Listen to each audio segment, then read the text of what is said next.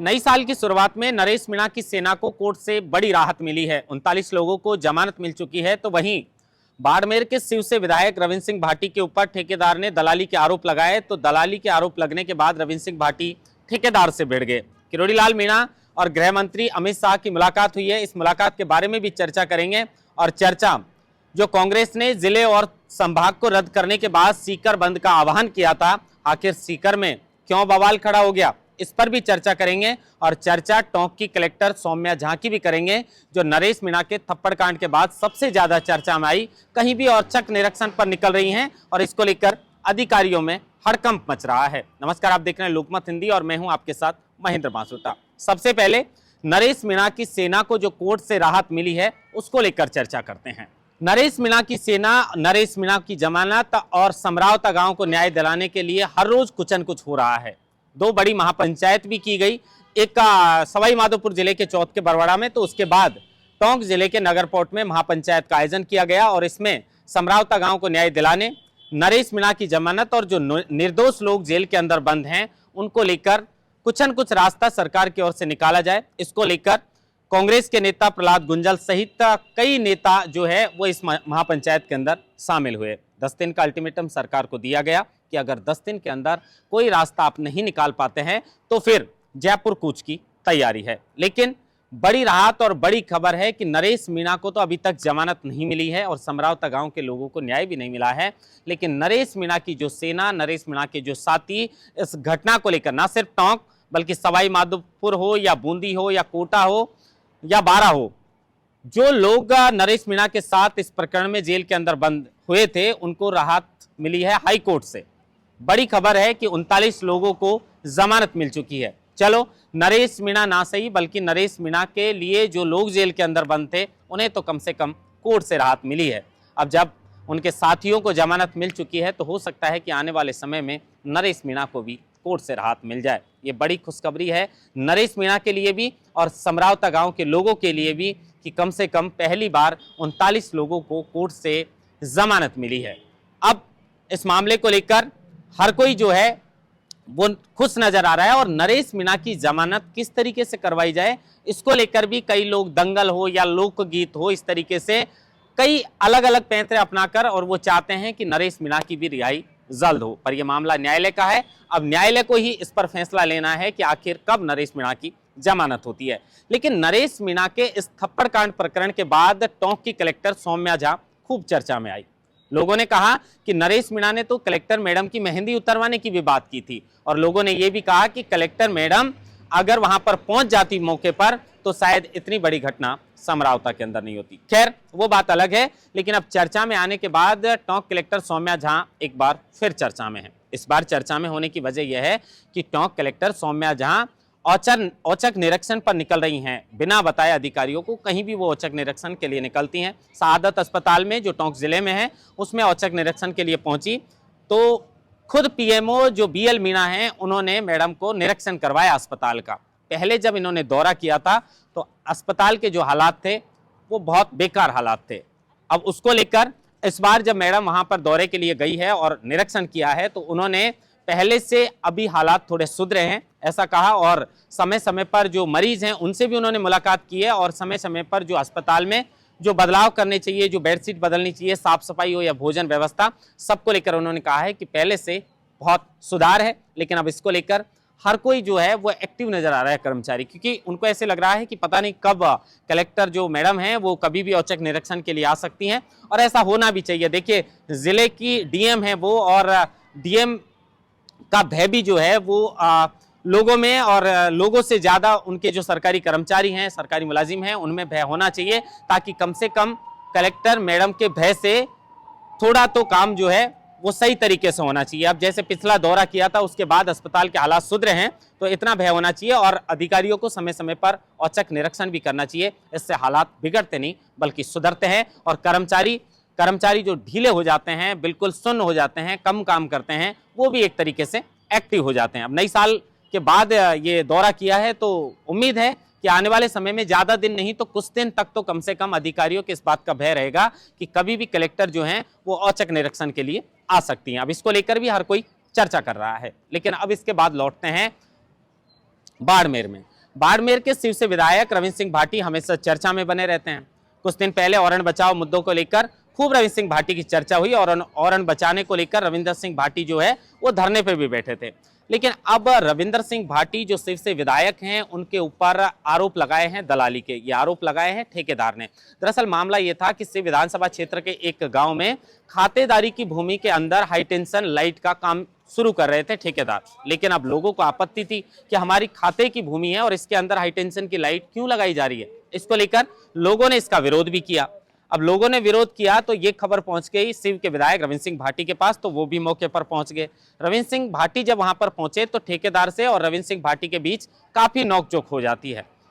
ठेकेदार रविंद्र सिंह भाटी से कहते हैं कि आप दलाली मत कीजिए और आप इस तरीके के जो है वो काम मत कीजिए। इस बात को लेकर रविंद्र सिंह भाटी को गुस्सा आ जाता है कि मैं क्या गलत काम कर रहा हूं। रविंद्र सिंह भाटी उन्हें चुप भी करते हैं। लेकिन रविंद्र सिंह भाटी ने बिल्कुल उन लोगों का साथ दिया जो अपने खातेदारी की भूमि में हाई टेंशन की लाइट नहीं लगवाना चाहते थे। अब इस वीडियो को जो है वो जगह जगह पर ये वीडियो वायरल हो रहा है, हर कोई इसकी चर्चा कर रहा है। लेकिन रविंद्र सिंह भाटी के ऊपर इस तरीके के दलाली के आरोप लगाए हैं।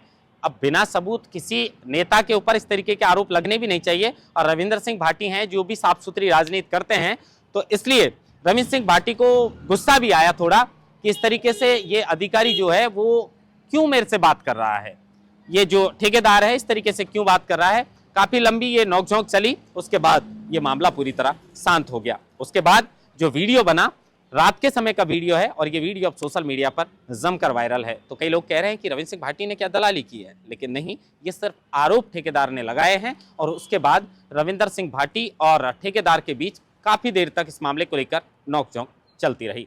अब इसके बाद लौटते हैं किरोड़ी लाल मीणा और अमित शाह की जो मुलाकात हुई है उसके ऊपर। देखिए, ये मुलाकात किरोड़ी लाल मीणा की खबरों की माने तो प्रधानमंत्री नरेंद्र मोदी से किरोड़ी लाल मीणा मुलाकात करना चाहते थे, लेकिन मुलाकात करने का मौका मिला गृह मंत्री अमित शाह से।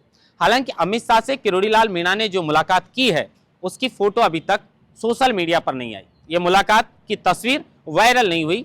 अब किसी मुलाकात की तस्वीर वायरल होती है उसके भी अपने अलग मायने होते हैं। और अगर किसी नेता की किसी नेता से मुलाकात हो और उसकी फोटो वायरल नहीं हो, तस्वीर वायरल नहीं हो, तो इसके भी अपने मायने होते हैं। पर अमित शाह से कैबिनेट मंत्री किरोड़ी लाल मीणा की मुलाकात रही है तो लोग इस बात की चर्चा कर रहे हैं कि आखिर दोनों के बीच बात क्या हुई होगी। लेकिन सूत्रों की माने तो किरोड़ी लाल मीणा ने जब अमित शाह से मुलाकात की होगी तो सबसे पहले तो उनको लेकर जो समस्या, जैसे राजस्थान में इंटेलिजेंस ने एक रिपोर्ट सौंपी थी जिसके अंदर कहा गया था कि राइजिंग राजस्थान और प्रधानमंत्री जब ईआरसीपी का शिलान्यास करने के लिए आएंगे तो किरोड़ी लाल मीणा राइजिंग राजस्थान में और ईआरसीपी के शिलान्यास में बाधा डाल सकते हैं। ये इस बात को लेकर किरोड़ी लाल मीणा ने भी कहा था कि मुझे हंसी आती है राजस्थान के इंटेलिजेंस पर कि वो किस तरीके से मंत्री के खिलाफ रिपोर्ट सौंप रही है। क्या आपको लगता है कि मैं राइजिंग राजस्थान में बाधा डाल सकता हूं? क्या आपको लगता है कि प्रधानमंत्री का राजस्थान में दौरा हो और उसमें मैं बाधा डाल सकता हूं? लेकिन अब इंटेलिजेंस ने रिपोर्ट दी है तो रिपोर्ट दी है। अब इसको लेकर भी कयास लगाए जा रहे हैं कि जब अमित शाह से मुलाकात हुई होगी तो कैबिनेट मंत्री किरोड़ी लाल मीणा ने यह शिकायत जरूर की होगी कि राजस्थान की इंटेलिजेंस मेरे बारे में इस तरह की रिपोर्ट आखिर क्यों छाप रही है, क्यों मुझे बदनाम करने का काम किया जा रहा है। तो इसके अलावा और क्या चर्चा हुई होगी? इसके अलावा किरोड़ी लाल मीणा और अमित शाह में वैसे तो कहा जा रहा है कि मुलाकात 30 मिनट की हुई है, लेकिन सूत्रों की माने तो 15-20 मिनट तक अमित शाह और जो कैबिनेट मंत्री किरोड़ी लाल मीणा है इनके बीच में बातचीत हुई है। तो अब बातचीत के बाद जो लोगों के मुकदमे हुए हैं, मुकदमे वापसी से लेकर कई शिकायतें जो किरोड़ी लाल मीणा को रही होंगी, संभावित तौर पर इन्हीं मुद्दों पर जो है वो अमित शाह से चर्चा हुई होगी। अब क्या इतना होने के बाद अमित शाह जो हैं वो राजस्थान के मुख्यमंत्री से बोलेंगे इस बात के लिए पता नहीं, लेकिन मुलाकात हुई है। और किरोड़ी लाल मीणा वैसे भी ज्यादा दिन तक ये बात छुपने वाली नहीं है, क्योंकि किरोड़ी लाल मीणा इस मुलाकात के बारे में हो सकता है कि जल्द मीडिया से मुखातिब होकर सब कुछ बता दें कि आखिर इस मुलाकात में क्या बातचीत हुई थी। अब इसको लेकर कई लोगों में चर्चा भी है। कई लोगों में ये भी चर्चा है कि क्या किरोड़ी लाल मीणा की मंत्री पद से छुट्टी होने वाली है। अब देखिए, मैंने पिछली खबर में भी बताया था कि किरोड़ी लाल मीणा लोकसभा चुनाव में पूर्वी राजस्थान में बीजेपी को बड़ा फायदा भले ही नहीं दिलवा सके, लेकिन किरोड़ी लाल मीणा का अच्छा खासा वर्चस्व है। सवाई माधोपुर से उन्होंने चुनाव जीता है। लोग तो किरोड़ी लाल मीणा को जो है वो मुख्यमंत्री बनाने का सपना देख रहे थे, लेकिन उन्हें विभाग मिला और विभाग के भी टुकड़े टुकड़े कर दिए गए। तो अब लोग जिस तरीके की चर्चा कर रहे हैं, तो मुझे नहीं लगता, जैसे मैंने पहली खबर में कहा था कि किरोड़ी लाल मीणा मुझे लगता है कि कैबिनेट मंत्री के पद पर बरकरार रहेंगे। हाँ, ये हो सकता है कि जो राजस्थान के विधानसभा के उपचुनाव हुए हैं और जो लोकसभा के चुनाव हुए हैं, उसमें जो मंत्री बनाए गए थे 25, जिसमें एक का सुरेंद्र पाल सिंह टीटी जो चुनाव नहीं जीत पाए थे, ऐसे में 1 महीने के अंदर उन्हें मंत्री पद से इस्तीफा देना पड़ा था। तो अब राजस्थान में 24 मंत्री हैं, तो 24 मंत्रियों में जिन मंत्रियों का परफॉर्मेंस राजस्थान विधानसभा के उपचुनाव और लोकसभा में ठीक से नहीं रहा होगा, हो सकता है कि उनकी छुट्टी कर दी जाए और कुछ नए लोगों को मौका मिल जाए।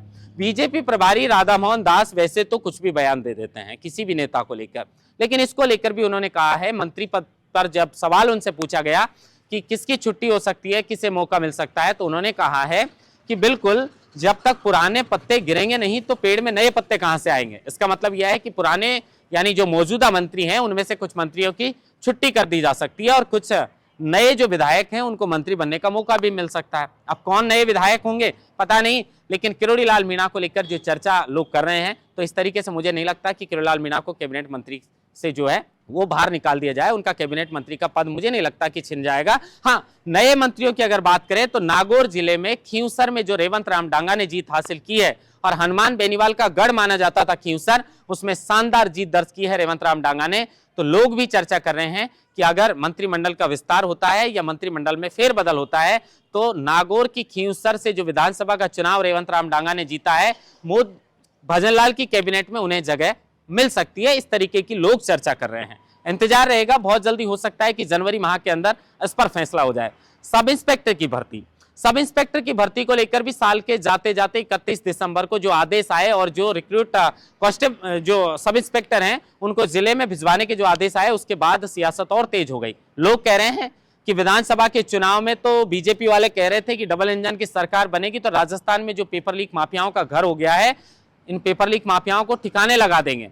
लेकिन अब एसओजी ने ताबड़तोड़ कार्रवाई भी की और उसके बाद आखिरी में क्या हुआ? कुछ नहीं। सब इंस्पेक्टर की भर्ती को रद्द करने का प्रस्ताव गृह विभाग ने भेज दिया। कैबिनेट मंत्री लगातार कह रहे हैं, वकील कह रहे हैं, एसओजी जो है इसको रद्द करने की सिफारिश कर चुकी। यहां तक एसओजी ने जो इस मामले को लेकर पूछताछ की है कि किस तरीके से पेपर के सेट तैयार किए गए थे, किस तरीके से परीक्षा हुई है, इसके नॉर्मलाइजेशन को लेकर भी कई तरह के सवाल खड़े हुए थे। तो इसको लेकर एसओजी तो कह चुकी है भर्ती को रद्द करने के लिए। तो अब लोगों में बड़ा कंफ्यूजन है। लोग एक तरफ जो लोग चाहते हैं कि रद्द हो उनको भी कंफ्यूजन है, और जो चाहते हैं कि ये भर्ती यथावत रखी जाए उनको भी कंफ्यूजन है कि भाई रिक्रूट जो सब इंस्पेक्टर्स हैं उनको जिलों में भिजवाने के आदेश आ गए तो अब तो शायद भर्ती रद्द नहीं हो। लेकिन मुझे लगता है कि कोर्ट के अंदर ये मामला है और शायद भजनलाल शर्मा ये भी चाहते होंगे कि ये मामला कोर्ट के अंदर चल रहा है और कोर्ट से ही निपट जाए। कोर्ट से अगर भर्ती रद्द हो जाएगी तो कोई भी जनता का विरोध हमको झेलना नहीं पड़ेगा। अब विपक्ष की बात करें तो विपक्ष भी खामोश है, क्योंकि विपक्ष बोलेगा क्या?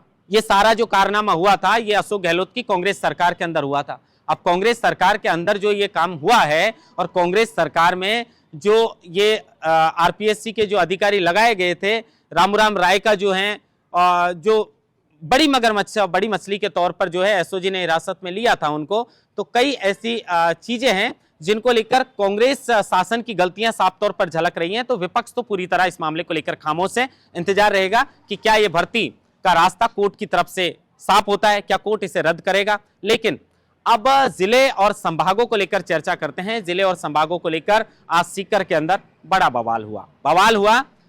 दरअसल ये कांग्रेस और इंडिया गठबंधन के साथ तमाम जो विपक्ष के नेता है उन्होंने इसका समर्थन किया और वो चाहते हैं कि सीकर को जो संभाग बनाया गया है और नीमका थाना को जो जिला बनाया गया था उसको रद्द कर दिया।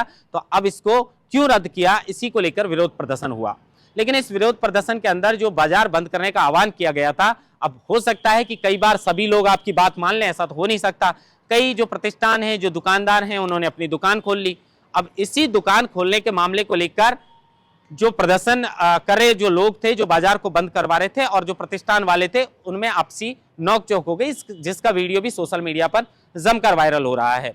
अब कांग्रेस है, कांग्रेस में गोविंद सिंह डोटासरा तो अशोक गहलोत की सरकार में देखिए, एक तो खुद प्रदेशाध्यक्ष थे, एक राजस्थान के खुद शिक्षा मंत्री भी हुआ करते थे उस वक्त, तो बड़े पद थे। और जब सत्ता में होते हैं तो थोड़ा अलग होता है मामला, और जब विपक्ष में होते हैं तो थोड़ा अलग होता है। चेहरे की चमक ही अलग हो जाती है जब हम सत्ता में होते हैं। तो अब विपक्ष में है, विपक्ष में हैं, लेकिन जब सत्ता में थे तब अशोक गहलोत ने सीकर को संभाग बनाने की बात की थी, तो गोविंद सिंह डोटासरा ने सीकर के लोगों से पूछा था कि बताइए आप चाहते हैं सीकर को संभाग बनवाना? अब कौन भला नहीं चाहेगा कि भाई हमारा जिला जो है वो संभाग में तब्दील हो रहा है, तो सब चाहते हैं कि संभाग बनना चाहिए। तो लोगों ने हाँ भी किया और गोविंद सिंह डोटासरा ने बड़ा गिफ्ट सीकर के लोगों को देकर सीकर को संभाग बना दिया। लेकिन मुख्यमंत्री भजनलाल शर्मा ने उनकी योजनाओं पर पूरी तरह पानी फेर दिया, क्योंकि सीकर नहीं बल्कि जो तीनों संभाग बनाए थे, तीनों को ही संभाग रद्द कर दिए गए हैं। और नीम का थाना जो जिला बना था उसको भी रद्द कर दिया है। नीम का थाना ही नहीं